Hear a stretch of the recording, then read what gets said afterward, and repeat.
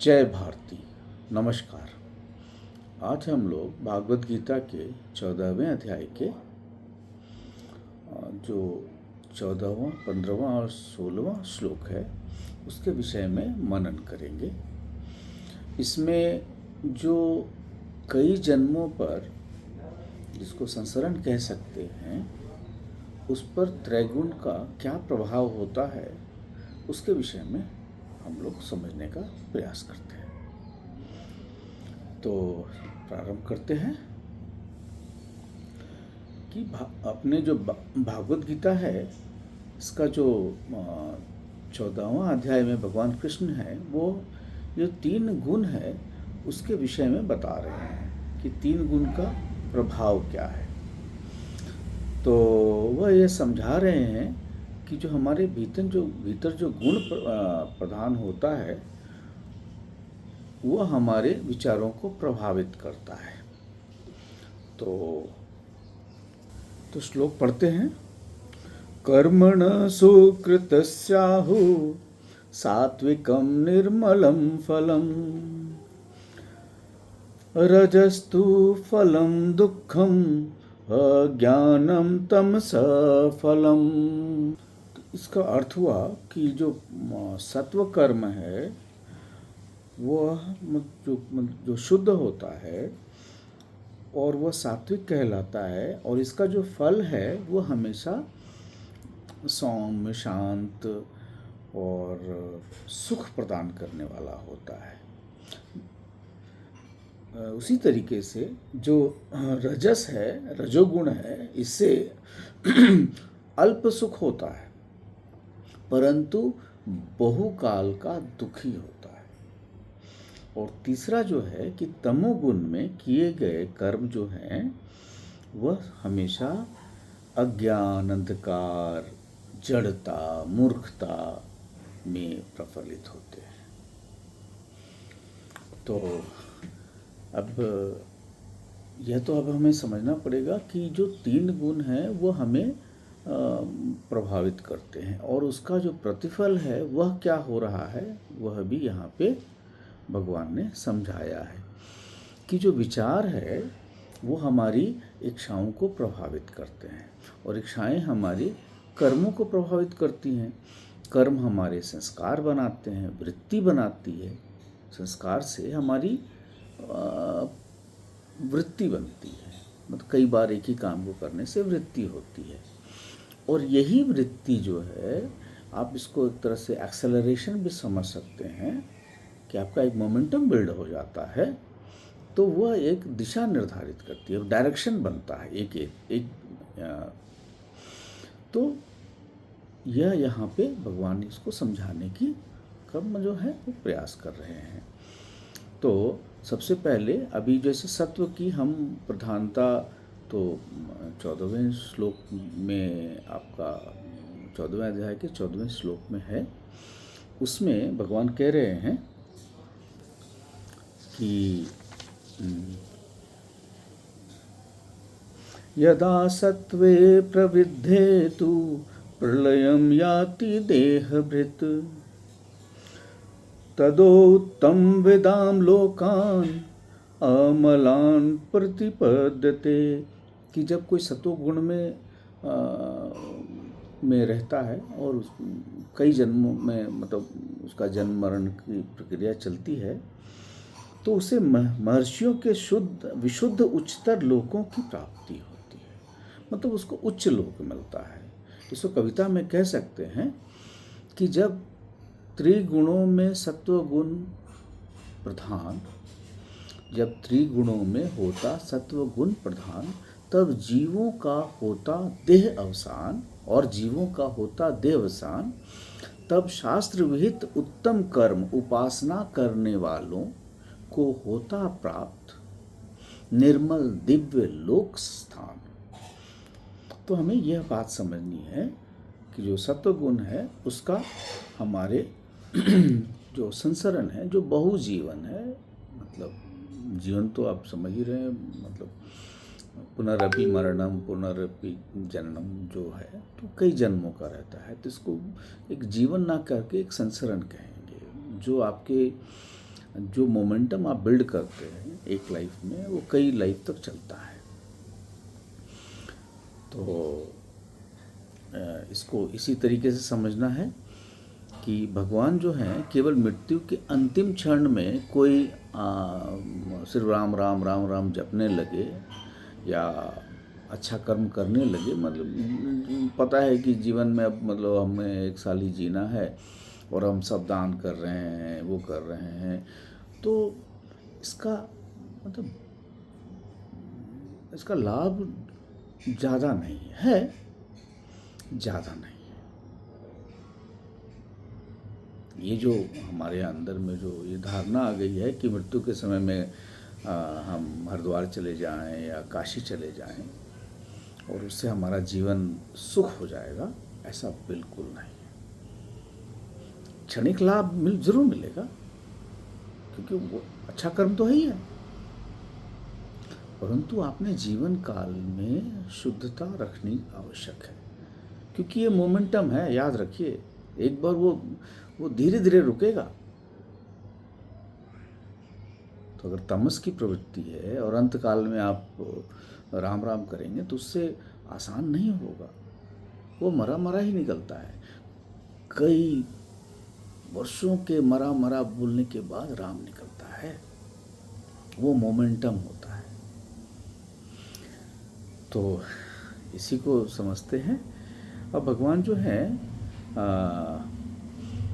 जो 15वां श्लोक है 14वें अध्याय का, उसमें कहते हैं कि रजसी प्रलयं गत्वा कर्म संगिषु जायते तथा प्रलीनस्तमसी मूढ़योनिषु जायते। कि यदि कोई रजोगुण में मरता है तो वह सकाम कर्मियों के बीच जन्म ग्रहण करता है, और जब कोई तमोगुण में मरता है तो वह जो मूढ़ योनि है उसमें जन्म लेता है। मूढ़ योनि का आप कह सकते हैं कि जैसे जिनमें अविद्या है, जिसमें विद्या नहीं है।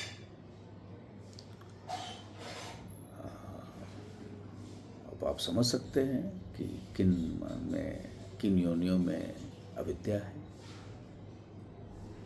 या मनुष्य में भी अगर आप में अविद्या है तो वो मूढ़ योनि ही हुआ, मतलब है तो मनुष्य योनि, बट उसमें फिर चूंकि तम का प्रधान है तो फिर वो एक तरह का मूढ़ता ही हुआ या जड़त्व हुआ, जिससे आगे बढ़ना है। तो भगवान कहते हैं कि इसको कविता के रूप में देखते हैं कि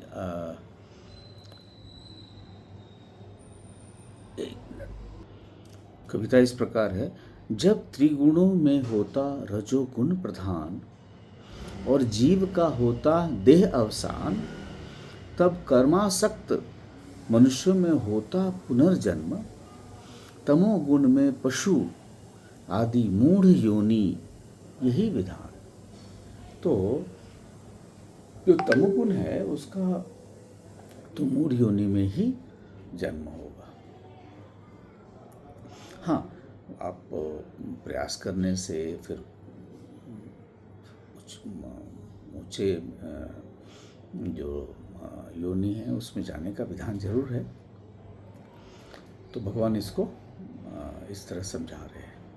अब ये प्रश्न है कि ऐसा होता क्यों है। तो अब 14वें जो अध्याय का 16वां जो श्लोक है उसमें भगवान बताते हैं कि कर्मण सुकृत्य साहु सात्विकम निर्मलम फलम। अर्थात जो शुभ सात्विक कर्म है का जो फल है वह हमेशा निर्मल होता है, सात्विक होता है। और फिर कहते हैं कि रजस्तु फलम दुखम, कि रजस कर्म का फल दुख होता है। यहाँ दुख का जो समझने का ये होगा कि जैसे आप कोई काम करते हैं और और उसका एक प्रतिफल मिलता है। जैसे आपने मेहनत किया और आपको लाखों रुपए आ गए।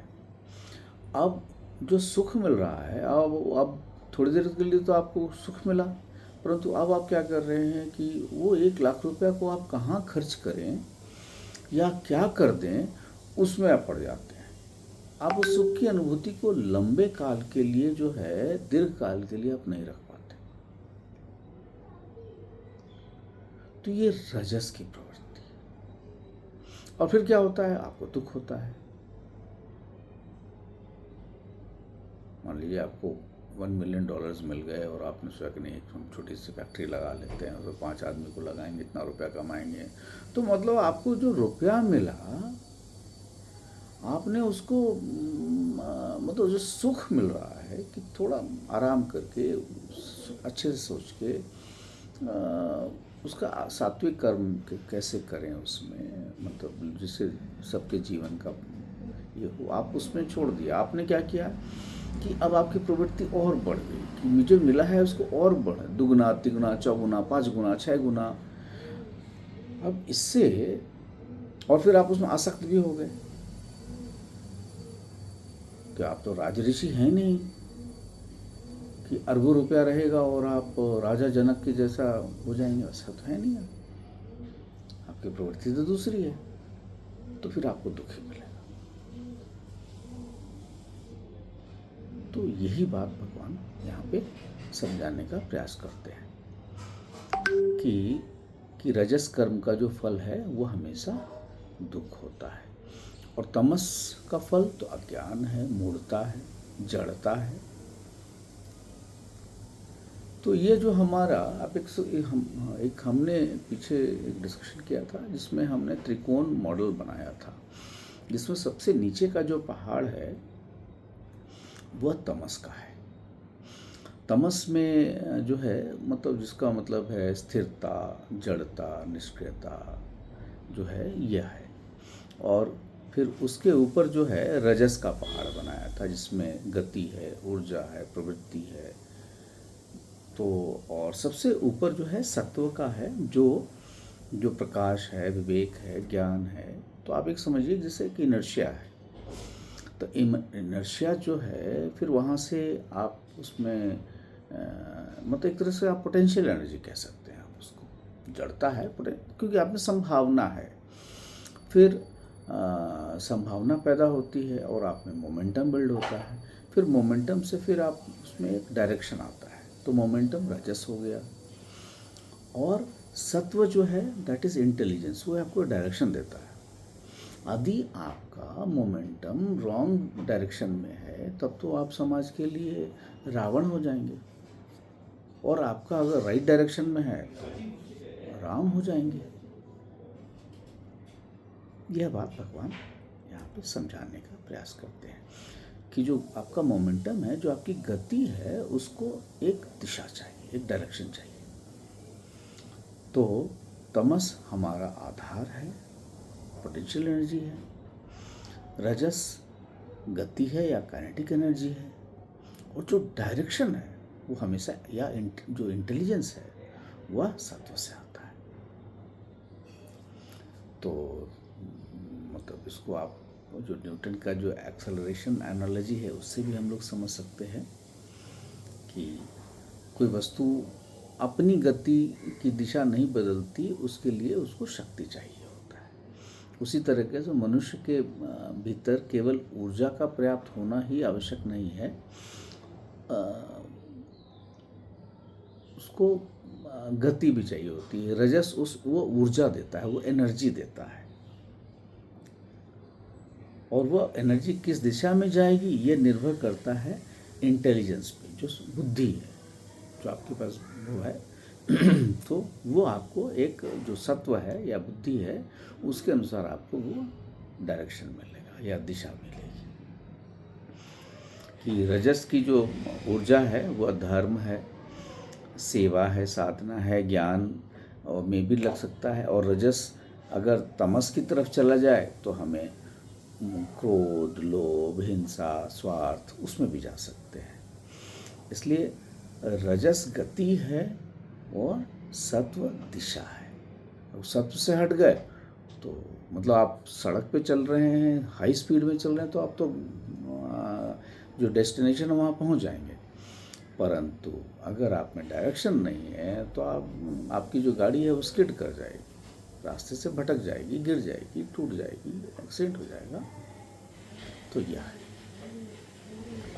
तो अब जो कर्म का जो महत्व है, भगवान कृष्ण ने जो 16वें अध्याय में कहा है कि कर्म को वो बहुत ही मतलब से फोकस पॉइंट बना रहे हैं कि सात्विक कर्म जो है, जो धर्म के अनुसार जो किया गया कर्म है, जो कर्तव्य कर्म जिसको कहा गया है, धर्म अनुसार जो कर्म किया है, जो शुद्ध भाव से कहा गया है, जिसमें आसक्ति कम हो, तो उसका जो फल है वो निर्मल होगा।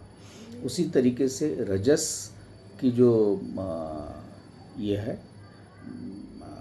कर्म फल है, उसके अंदर इच्छा है और कि यह प्राप्त करना है, वह प्राप्त करना है, और जब मिल गया तो हमें और चाहिए, और उसको खो जाने का भय, मतलब राग द्वेष दोनों आ गया यहाँ पे। और फिर और मिले और मिले, और नहीं खो गया तो परेशानी, और मिल रहा है तो परेशानी। तो यह जो है, यह एक तरह का फिर मोमेंटम, इसकी जो वृत्ति बनती है वह आपको केवल दुख ही देगा। क्योंकि एक इच्छा के बाद दूसरी इच्छा, दूसरी इच्छा के बाद तीसरी इच्छा, और फिर उससे अपेक्षा, फिर इच्छा, फिर अपेक्षा, तो यह केवल दुख ही देगा, अल्प सुख देगा और बहुकाल का दुख देगा। तो ये हमारा जो, इसीलिए इसको हम लोगों ने कहना एक्सेलरेशन लूप के तरह से इसको समझते हैं कि जो कामना है वो कर्म करने को कहेगा, कर्म फल की अपेक्षा होगी, कर्म फल की अपेक्षा के बाद जो फल मिलेगा तो वो क्षणिक सुख देगा, क्योंकि वो नई, तब तक नई कामना जन्म ले चुकी होगी। फिर वो आपको नया रजस, मतलब नई गति की तरफ जाएगा, फिर नया आसक्ति, फिर नया कर्म, फिर नया प्रतिफल, फिर नया, फिर क्षणिक सुख, फिर मतलब आप एक डेस्टिनेशन पाके फिर दूसरा, फिर तीसरा, फिर चौथा, फिर पांचवा, फिर छठा, मतलब आप अशांत, आप शांति की प्राप्त की जगह आप अशांत हो गए।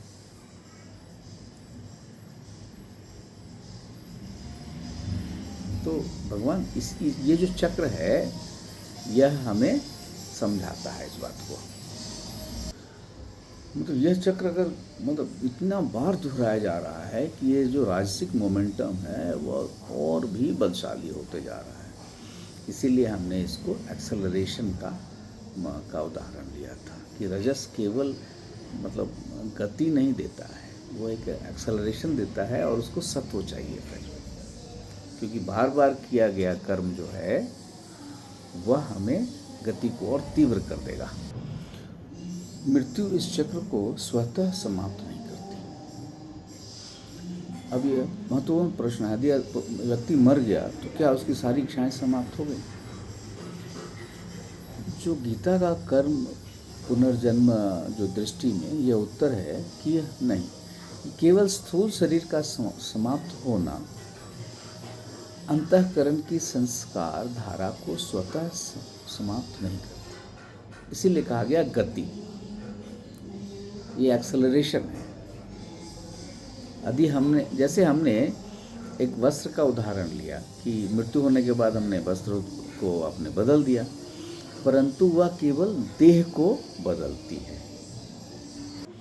तो केवल वस्त्र को आप बदलने से आपका देह तो नहीं बदल रहा, आपने केवल कपड़े बदल लिए।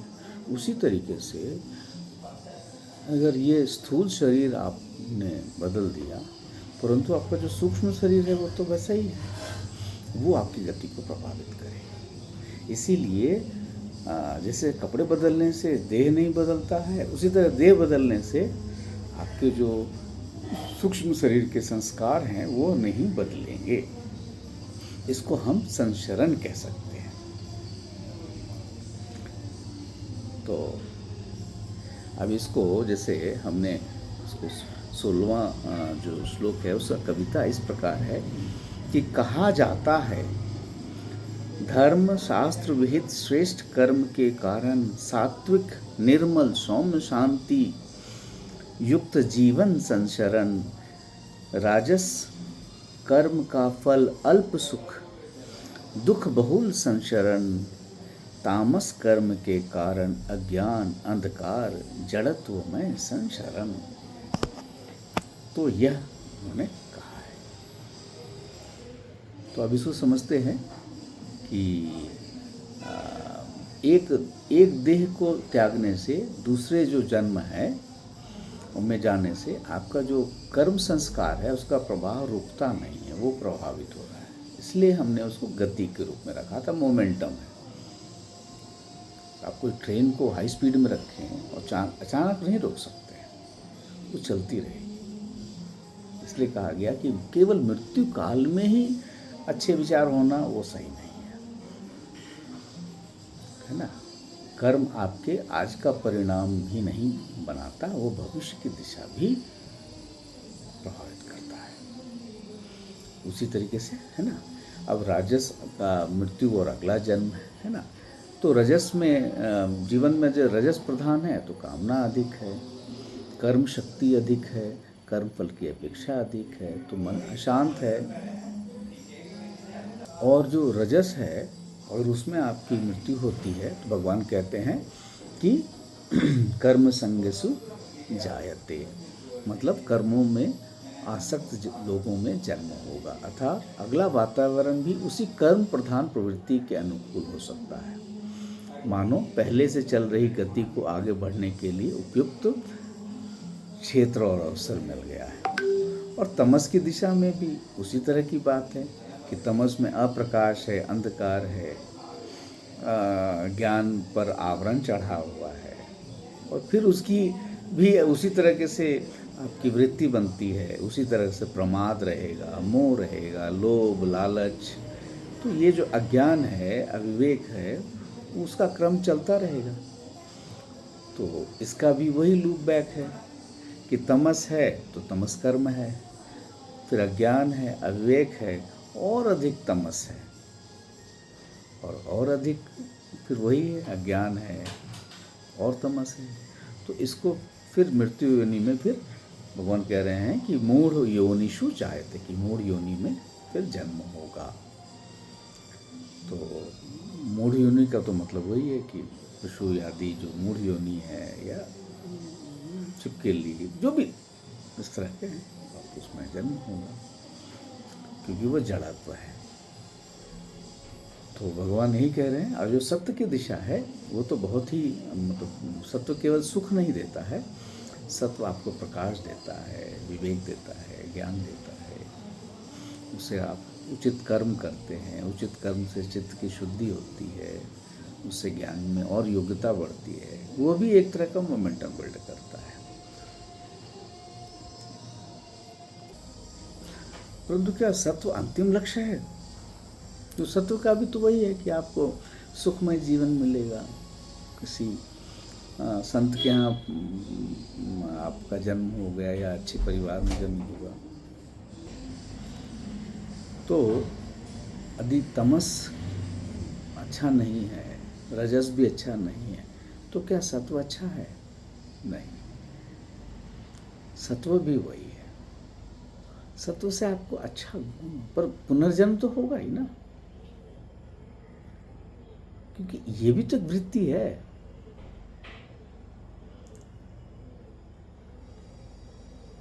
पर हाँ, सत्व से आपकी वो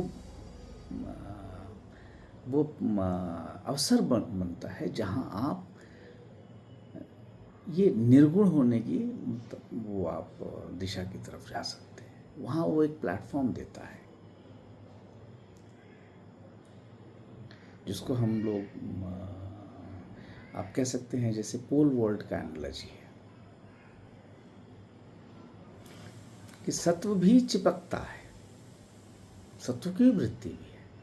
तो इसमें पोल वोल्ट में है कि जैसे आप जो आधार है वो आपका ज़मीन है, पोल है जो आपको मोमेंटम दे रहा है, रजस, तो तमस आपका आधार है, पोटेंशियल एनर्जी है, उससे आपने काइनेटिक एनर्जी चेंज किया, और सत्व के कारण आपने इंटेलिजेंस किया और वोल्ट को पार कर लिया। जो पोल वोल्ट में जो बार है वो पार कर लिया। पर आपको तमस, रजस और सत्व तीनों इस तरफ ही छोड़ना है।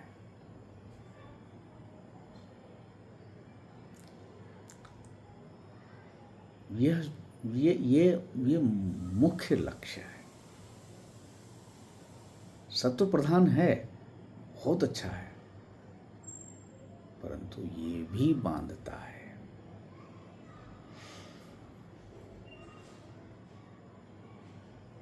आप बहुत पुण्य कर्म करें और उसकी प्रवृत्ति हो जाए, फिर आपको उससे बाहर निकलना है। तो भगवान यही कह रहे हैं कि सत्व भी अंतिम लक्ष्य नहीं है ना, क्योंकि आपको गुणातीत होना है, मतलब गुणों के पार जाना है, सगुण से निर्गुण की तरफ। तो सबसे पहले तमस, फिर रजस, फिर सत्व, और फिर सत्व से गुणातीत, तीनों गुणों से परे। तो अब जो है मृत्यु की जो यात्रा है उसको कैसे देखते हैं, तो एक समझते हैं कि सत्व प्रधान जीवन में जो है सात्विक कर्म है, फिर निर्मल फल है, चित्त की शुद्धि होती है, फिर उच्च गति मिलेगी, अच्छा कर्म कर रहे हैं तो उच्च गति मिलेगी और उच्च लोगों की प्राप्ति होगी। और रजस प्रधान जीवन में जो अल्पकाल है, अल्पकाल का जो सुख है, और बहुकाल या बहुत अधिक उसमें दुख है, कर्मासक्ति है ना, और दुख ही दुख है। क्योंकि आसक्ति हो गया तो फिर राग द्वेष हुआ, मोह है तो दुख ही है उसमें। फिर और जो तमस है वो तो अज्ञान और मूढ़ता ही भरा है। तो ये तीन योनियां हैं, मतलब तीन आपके गुण हैं, और तीनों गुण का ये प्रभाव है। एक में आपको अज्ञानता मिलता है, मूढ़ता मिलती है, दूसरे में आपको दुख मिलता है, और तीसरे में आपको सुख मिलता है। तो ये तीन गुण भगवान बता रहे हैं, और एक से दूसरे पे जाने का रास्ता भी इसी भागवत गीता में बताया जा रहा है। तो अब आपको समझना है। अच्छा, एक इसमें बहुत इम्पोर्टेंट चीज़ ये है कि ये जो गुण है वह दूसरे के लिए नहीं है, कि उस आदमी में रजस है, उसमें तमस है, उसमें सत्व है, यह बोलना उचित नहीं है। यह अपने लिए है। ये एक ऐसा थर्मामीटर है जिससे आप अपने गुणों की को आप समझने का प्रयास करें। हाँ, गुरु जरूर अपने शिष्य के गुण अवगुण के विषय में बात करे, वो तो उचित होगा, परंतु यह नहीं है कि मेरा भाई है तमसिक है और मेरी बहन राजसिक है, ऐसा बोलना उचित नहीं रहेगा। यह अत्यंत आवश्यक है। ये दूसरे के लिए नहीं है, यह स्वयं के लिए है। हाँ, तो अब जैसे अब आपको समझना है कि क्या मैं लोगों में अधिक स्पष्टता के साथ बात कह रहा हूँ, क्या सत्य वाणी बोल रहा हूँ, तो सत्व बढ़ रहा है। क्या मैं अधिक बेचैन हूँ, मैं बहुत ज़्यादा इच्छाएँ हो रही हैं, बहुत ज़्यादा आसक्ति हो रही है, तो मैं रजस हूँ। क्या मैं ढीला हो रहा हूँ, भ्रमित हो रहा हूँ, उदासीन हूँ, अपने कर्मों से भाग रहा हूँ, तो तमस बढ़ रहा है। यही सेल्फ चेक है। यह जांच दूसरों के लिए बिल्कुल नहीं है। मतलब बहुत ही आवश्यक है ये बात समझना कि दूसरों के लिए बिल्कुल ही नहीं है। गीता का यह उद्देश्य एकदम नहीं है। यह केवल अर्जुन को कह रहा है कि तुम अपने अंदर देखो कि मेरे अंदर कौन सा गुण बढ़ रहा है। तो सबसे महत्वपूर्ण है कि क्या अभी हम ये दिशा बदल सकते हैं। तो हाँ, यदि किसी व्यक्ति को यह आभास हो रहा है कि मेरे अंदर तमस अधिक हो रहा है, तो निराश होने की आवश्यकता नहीं है। तमस को रजस की सहायता से उठाया जा सकता है ना। मतलब जैसे श्री श्री रविशंकर भी कहते हैं कि तमस को रजस से उठाओ, रजस को सत्व से ऊपर चलो और फिर सत्व को छोड़ दो, गुणातीत। यही बात यहाँ है। कोई आदमी सोया हुआ है तो उसको हल्का मोमेंटम देंगे ना, थोड़ा, अरे उठ जा, थोड़ा धक्का देंगे, उठा के थोड़ा चाय पिला देंगे तो उठ जाएगा।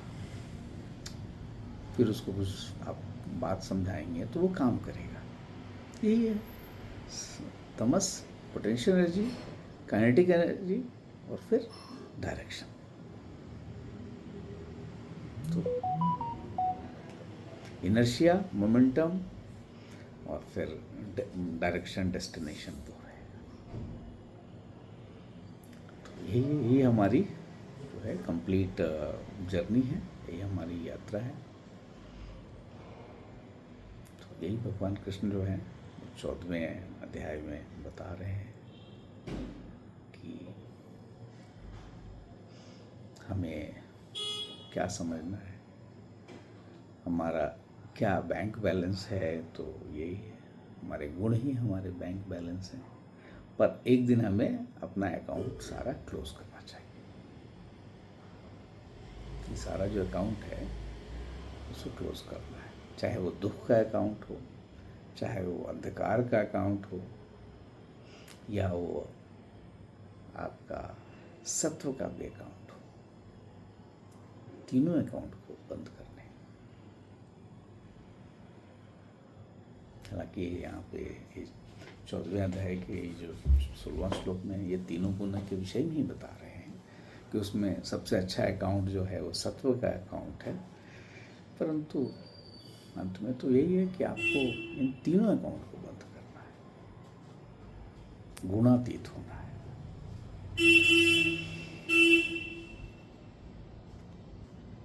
तो आज इसको यहीं पे रोकते हैं कि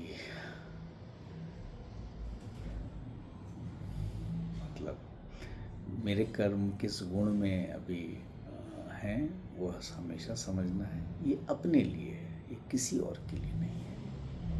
मेरी इस बात को लेके किसी और को जांचने लगा जाए, ये अच्छा नहीं लगेगा। ये इसका ध्येय भी नहीं है, मुख्य ध्येय है स्वयं को समझना। तो नमस्कार, जय भारती।